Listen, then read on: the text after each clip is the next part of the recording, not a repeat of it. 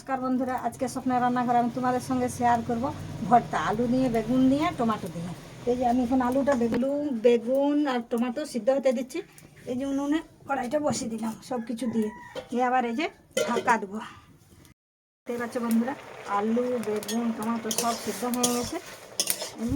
এখন আমি তুলে নেবো এগুলো সব।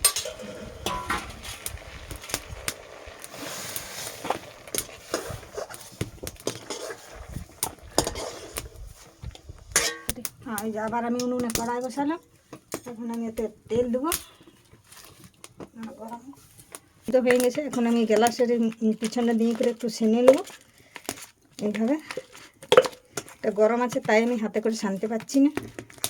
এইভাবে আমি সেনে নিচ্ছি যে সবগুলো একসঙ্গে। ওদিকে আমার কড়াই গরম হয়ে গেছে, ওতে আমি একটু তেল দিয়ে দিই।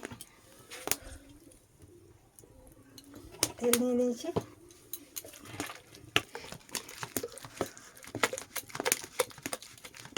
বাস, তেলও গরম হয়ে গেছে। তেলটাতে আমি পরিমাণ মতো নুন দেবো, দিয়ে ওতে ফোড়ন দিয়ে দেবো একটা শুকনো লঙ্কা আর পেঁয়াজ কুচি, আর এতে আছে কারি পাতা।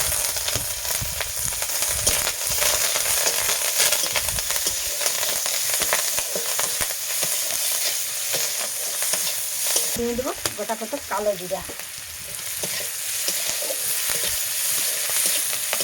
এতে দেখতে পাচ্ছি বন্ধুরা, পেঁয়াজ ভাজা হয়ে গেছে। এতে দেওয়া আছে যে 5 ফোড়ন, কারি পাতা, শুকনো লঙ্কা। ওতে আমি এখন এই আলু বেগুন টমেটো সিমের সাথে দিয়ে দেবো। ভালোভাবে একটু নিয়ে নেব।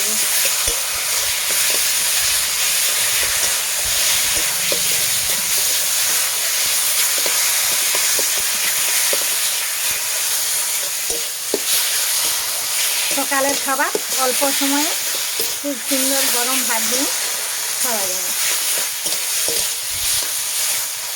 দেখতে পাচ্ছি এটা হয়ে গেছে আমার।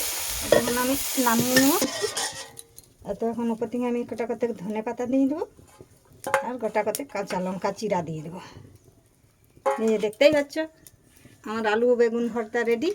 চাইলে তোমরা বাড়িতে এইভাবে করে খাবে। ছেলে মেয়েদের স্কুল কলেজ যাওয়ার সুবিধা সকালের খাবার। আর পারলে একটা লাইক একটা সাবস্ক্রাইব করে দেবে।